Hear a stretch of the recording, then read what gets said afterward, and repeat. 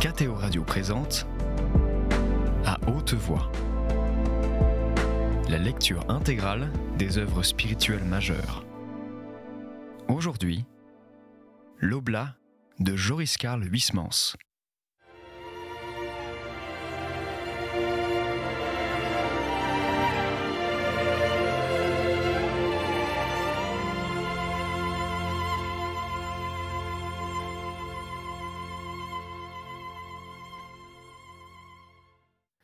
Bien, admettons que le gouvernement ne puisse confisquer le vignoble. Il n'en restera pas moins impossible à Dom Paton et à ses domestiques de résider chez eux dans la clôture, car ils seront poursuivis sous inculpation de former ou de reconstituer une congrégation non autorisée. Il n'est pas utile que le père Paton et les frères Lay habitent le monastère même. Ils demeureront au dehors. Nous en recueillerons chacun un et l'office aura lieu.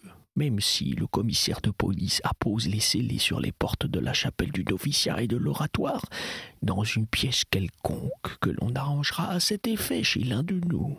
« Que Dieu vous entende !» s'écria Durtal qui se leva pour prendre congé.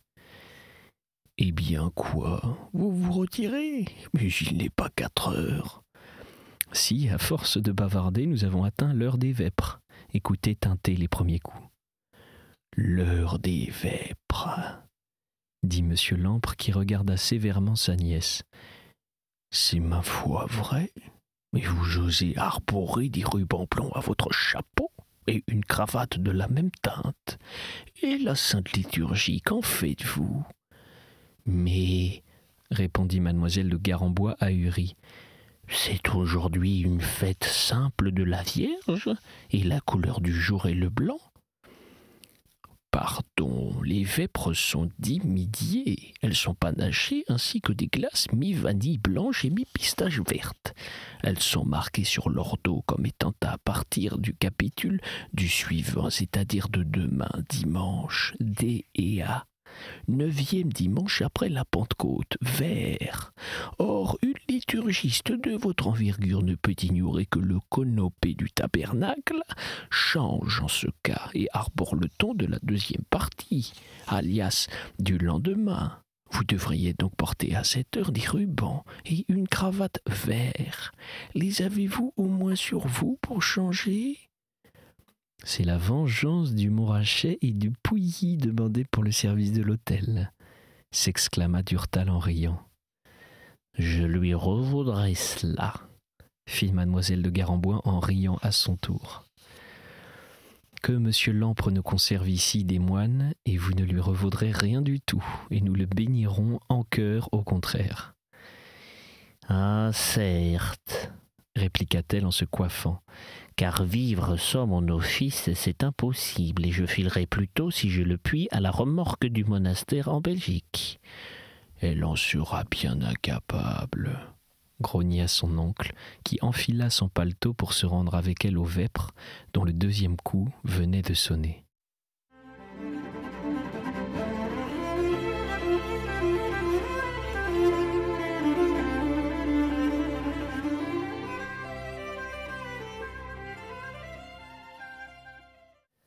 Chapitre 12. Évidemment, la gloire de la sculpture des Pays-Bas est ici à Dijon, pensait Durtal, en tournant autour du puits de Moïse, qu'il était venu voir dans l'asile d'aliénés bâti sur l'emplacement de l'ancienne chartreuse de Champol, située à 10 minutes de la gare. Cet établissement où l'on pouvait à certains endroits s'abstraire loin des fous, eût été un refuge de rêverie et d'art si l'on avait pu s'asseoir tranquille devant ce puits, sans être toujours accompagné d'une concierge attendant que l'on eût fini d'examiner les sculptures, pour refermer le grillage qui les enclôt et vous reconduire par les voies les plus courtes dehors. L'hospitalière ville de Dijon était en ce lieu insupportable. Aussi, quand il s'était bien rempli les yeux de l'œuvre de Sluter et de ses élèves, Durtal s'en allait la digérer plus loin, dans le délicieux jardin botanique qui borde la route de Plombières en face du remblai des trains. Par le soleil de ce matin-là, les feuillages des grands arbres de l'asile se tachetaient de gouttes d'or qu'ils reversaient en gouttes bleuâtres sur les cailloux du sol. On cheminait dans les allées sous un crible de lumière et d'ombre, et la haie serrée des cyprès que l'on devait longer pour atteindre le préau où se trouvait le puits parfumait d'un fleur léger de résine le vent. C'était dans ce préau solitaire que s'élevait le monument commandé par Philippe le Hardi à Klaus Slüter, assisté des imagiers les plus habiles de son temps. Ce monument émergeait de l'intérieur même du puits, supporté par un piédestal hexagone, sur les plans duquel se tenaient les 6 statues des 6 prophètes qui avaient annoncé la passion du Christ, et il était surmonté d'une plateforme appuyée sur 6 anges pleurant au-dessus des prophètes. Sur cette plateforme, cette terrasse, comme l'appellent les anciens textes, se dressait jadis un calvaire disparu, dont quelques débris avaient été recueillis par le musée archéologique de la ville. Le tout était abrité dans une énorme volière en fil de fer plafonnée d'un toit et garnie au-dedans par-dessus la margelle, même du puits qu'il dépassait, d'un plancher courant de bois et d'une balustrade au-dessous de laquelle l'on voyait l'eau quasi morte dans laquelle trempait le piédestal verdi par les mousses au fond du trou.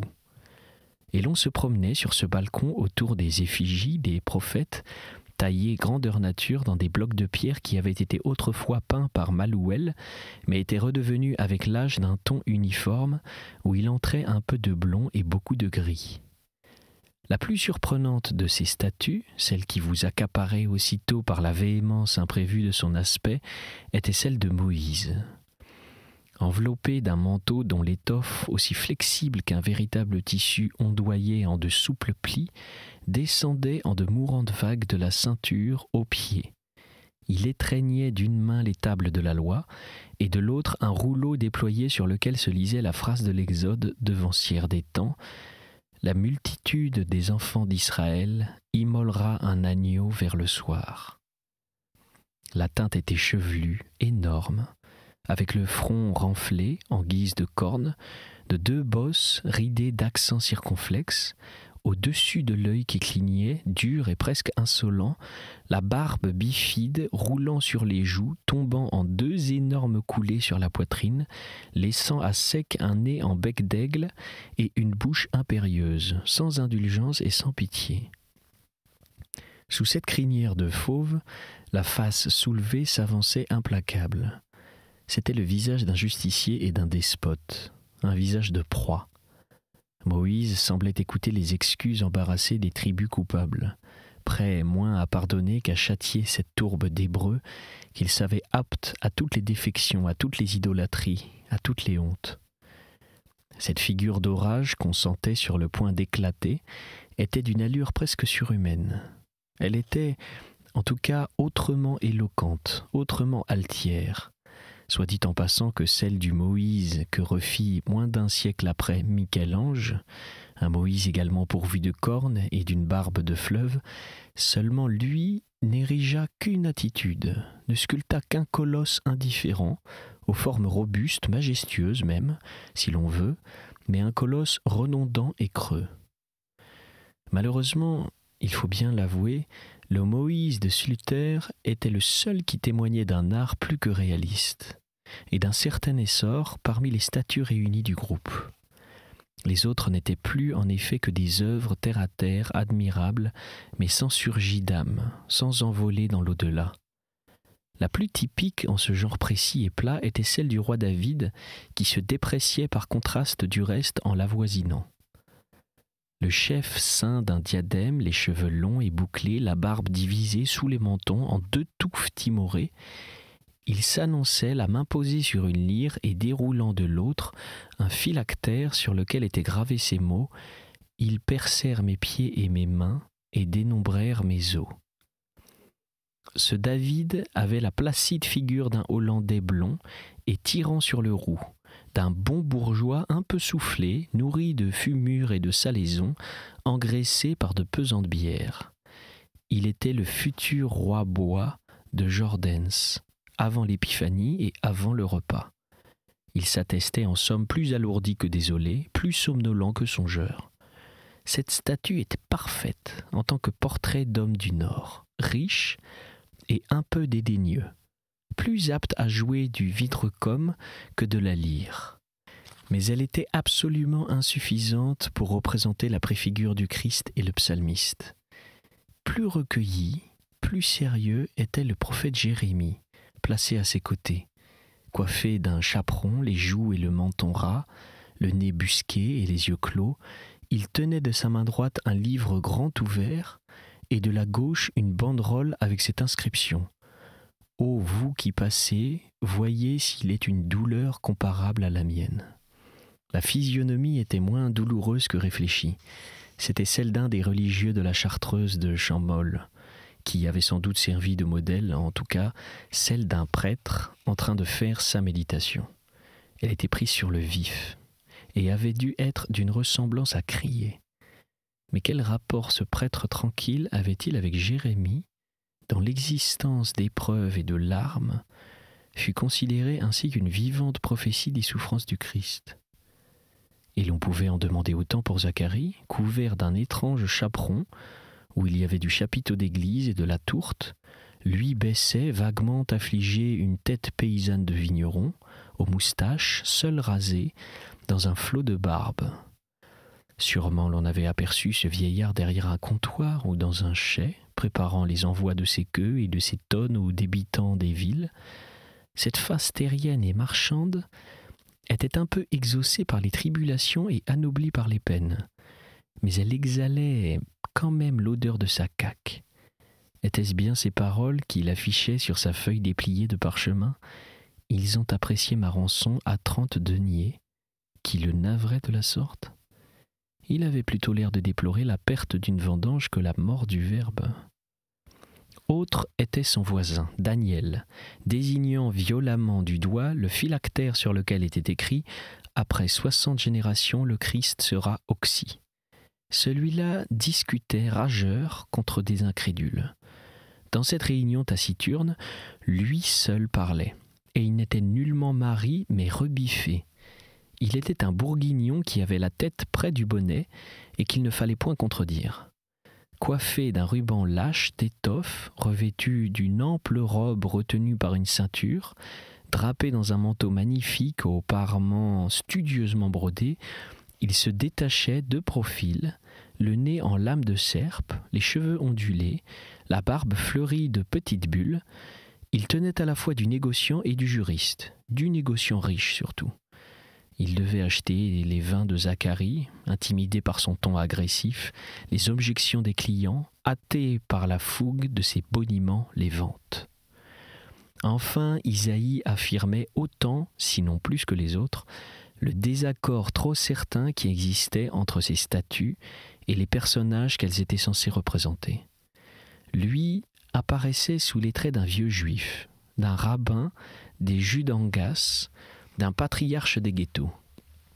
Le crâne rond, chauve, creusé de ravines sur le front, chaque joue sabrée de profondes rides, au-dessous du sécateur qui lui servait de nez, la barbe en fourche, les moustaches retombant à la chinoise, aussi longues que la barbe, et les yeux aux lourdes paupières presque fermées, il penchait tristement la tête, un livre sous un bras, et pendant au bout de l'autre un rouleau sur lequel était tracée cette phrase : « Comme une brebis à la boucherie, on le conduira, et comme un agneau en présence du tondeur, il sera muet et n'ouvrira pas la bouche. » En aucun temps, l'on avait extrait de la pierre une image plus incisive et plus vivante, une effigie plus véridique, un portrait plus beau. Mais ici encore, la même question se posait. Quelle analogie pouvait-on relever entre cet octogénaire las et triste et l'évangéliste de l'Ancien Testament, le Nabi en tumulte, l'impétueux, le vitupérant Isaïe? Le Moïse mis à part, dont la face léonine et l'allure grandiose spécifiaient bien l'être extraordinaire que fut cet homme. Les autres prophètes de Slutter n'incarnaient qu'un Gambrinus à jeun, un chartreux ou un prêtre, un vigneron, un négociant, un juif. Et Durtal, rôdant encore autour d'eux, se disait « Oui, mais si l'entente entre ces personnages et les prédictions qu'ils annoncent ne surgit point, si la lamentation des événements qu'ils promulguent n'émeut pas suffisamment ces héros des symboles divins, c'est parce que Klaus Slutter en a décidé volontairement ainsi. Ces visages sont plus ou moins absorbés, plus ou moins dolents, mais l'expression de leur peine s'en tient là. Les prophètes s'attristent, mais les anges qui les surmontent, en les séparant, pleurent. Le rôle de pleurant est en effet spécialement dévolu en cette œuvre aux anges, et vaguement, en cherchant bien, l'on discerne les motifs de ce choix. Les prophètes ont vu la passion du Messie dans la mesure où Dieu voulut bien la leur montrer, et chacun d'eux répète le détail qui lui fut le plus particulièrement livré. Ils se complètent les uns les autres. Le Seigneur ayant divisé les visions et ne les ayant pas départies toutes d'emblée à un seul, il devait être consterné par la certitude acquise que ce peuple incorrigible, qu'il était chargé d'avertir et de réprimander, commettrait le plus abominable des forfaits en crucifiant le Christ. Mais une fois les révélations messianiques reçues et propagées parmi les familles d'Israël, ils vivaient dans le présent, dans leur époque.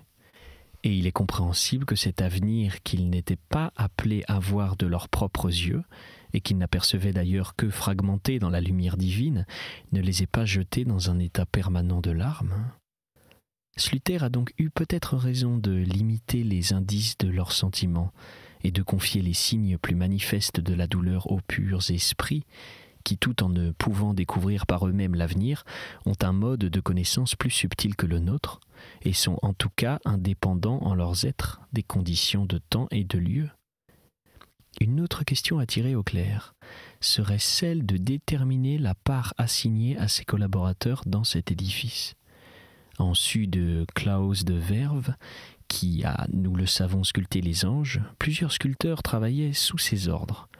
Hennequin de Prindal, Rogier de Westeren, Pierre Applemin, Vuillequin-Semon, pour en citer 4 dont les noms me reviennent. Un autre appelé Jean Hulst semble indiquer plus particulièrement tel qu'un ornemaniste, ciseleur de feuillage et de chapiteaux. Dans quelle mesure contribuèrent-ils à parfaire les figures du puits ? D'après les contes de la Chartreuse, conservés dans les archives de la Côte d'Or, il paraît que Claus de Verve et Hennequin de Prindal auraient sculpté certains morceaux des statues des prophètes. Lesquels ?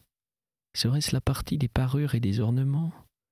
S'il en était ainsi, ils seraient, il faut bien l'avouer, en leur genre les plus étonnants des spécialistes, car les harpes brodées sur le manteau de David, les festons, les rinceaux, les croix grecques qui passementent ceux de Daniel et d'Isaïe, les boucles ciselées de leurs ceintures de métal et d'étoffe, les livres de Jérémie et d'Isaïe avec leurs feuilles de pierre aussi flexibles que des feuilles de vélin, leurs reliures à plaques, à cabochons, à courroies, à coins sont exécutées avec une adresse et presque en une sorte de trompe-l'œil qui déconcerte. Jamais en l'art de la sculpture accessoire n'ont été plus pertinemment œuvrés, plus patiemment rendus. Mais rien ne prouve qu'il soit confiné dans des reproductions de nature morte et qu'il n'ait pas travaillé aussi aux parties vives des modèles. Le nom de Sluyter couvre tout, et faute de renseignements plus précis, il absorbe à lui seul la gloire des humbles imagiers qui l'aidèrent. Et ils étaient non de simples ouvriers, mais bien de personnels artistes, car après la mort de Sluyter, ce fut l'un d'eux, Claus de Verve, qui devint le sculpteur en titre du duc, et c'est à lui que l'on doit l'achèvement de l'ouvrage commencé par de Marville et Sluyter, le tombeau de Philippe le Hardi, actuellement au musée de la ville. Il y besogna, assisté lui aussi par d'autres entailleurs de pierre dont il accapara à son tour la part de gloire, et ce labeur dura 5 ans. C'est singulier, murmurait Durtal en regardant encore, avant de partir, le groupe des prophètes en son ensemble. Comme ce Sluyter qui vivait à la fin du XIVe siècle annonçait déjà bien avant la mort du Moyen-Âge la Renaissance. Son art est étrangement en avance sur les données de son siècle. S'il n'avait plus ce concept vraiment mystique des imagiers des époques précédentes, s'il répudiait leur visage émacié et brûlant, leur pose hiératique, leur corps effilé, presque fluide, contenu dans des gaines d'étoffe rigides, tuyautées de longs plis, il apportait en échange des attitudes moins contraintes, des physionomies plus naturelles, de gens redevenus, sur la terre, pesants. Il apportait un jeu de draperie plus malléable, et de dessous plus souple. Il apportait surtout un don d'observation et une puissance à insuffler la vie qui font de lui l'un des plus grands artistes de tous les temps.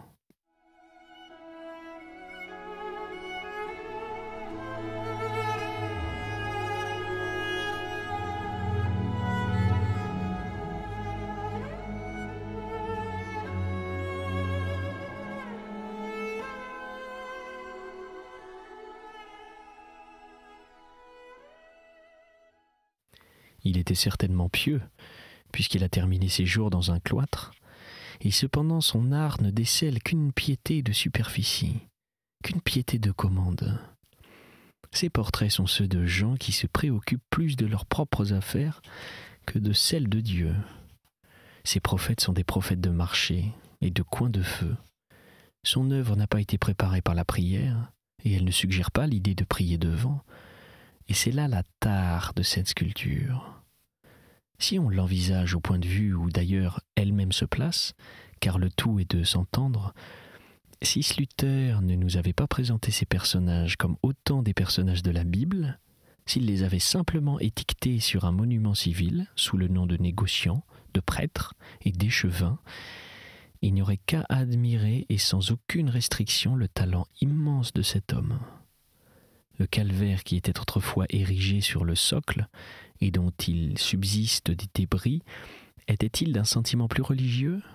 J'en doute, poursuivit Durtal. J'ai vu au musée la tête retrouvée du Christ. Elle est correcte, d'un art déférent, d'une expression pathétique, d'une dévotion sonore, mais elle n'est pas supraterrestre. Elle n'est pas divine. Et quant à la Vierge, dressée sur le portail de la chapelle, à quelques pas d'ici, elle suggère l'idée d'une femme méchante, prête à fouetter un enfant qui pleure. Je refuse de croire que cette Vierge soit de lui. L'homme qui, à défaut de l'influx mystique, a tout de même su rendre la grandeur épique d'un Moïse, n'a pu concevoir un type aussi vulgaire et aussi mensonger de Vierge. Non, ce que je préfère, la petite Madone de la fresque qui s'efface sur le mur de Notre-Dame de Dijon. Et au fond, c'est la réflexion qui me vient, le vrai sens divin, il n'est ni ici ni au musée, mais dans des oraisons peintes de cette église. Oui, je sais bien, je t'embête, reprit-il considérant le concierge qui commençait à agiter furieusement son trousseau de clés. Tu te fiches de Sluyter et de Claus de Verve, dont tu as cependant appris les noms, pour les réciter aux touristes, à ces imagiers vont te valoir une fois de plus, pourtant 10 sous. Tu devrais songer à eux, à ces braves Hollandais qui m'incitent d'outre-tombe à te donner la pièce. Et ce n'est que juste, car tout ici-bas, même les rêveries se payent, fit-il en quittant l'asile. Il se rendit à petits pas au jardin botanique.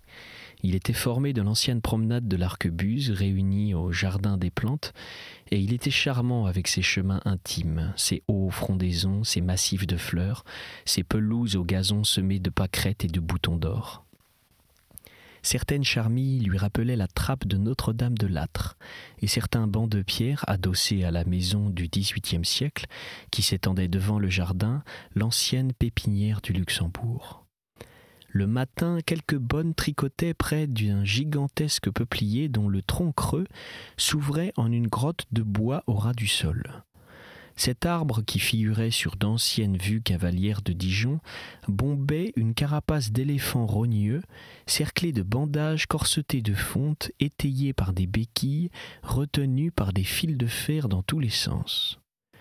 Et çà et là, des prêtres lisaient leurs bréviaires, et des jardiniers brouettaient des charretées de fleurs. L'on humait près des marges des plates-bandes l'odeur du miel et d'herbes fraîches des iris. Mais par instants, l'ingénu et le sucré parfum étaient balayés par un coup de vent qui soufflait une bouffée de cette odeur aigre et mûre que répand le chalef, l'olivier de Bohême, dont on apercevait des spécimens au fond du jardin, 3 ou 4 arbres aux troncs d'encre, aux feuilles d'argent et aux fleurettes d'or. Et cela sentait le melon avancé, la fraise qui tourne, l'emplâtre qu'on enlève. C'était À haute voix, une émission de KTO Radio. Aujourd'hui, l'Oblat de Joris Karl Huysmans. Lecture, Pierre Deveau. Captation et réalisation, Aymeric Plouinec et Thibaut Dagalier. Une émission disponible en podcast sur ktoradio.com et sur l'application KTO Radio.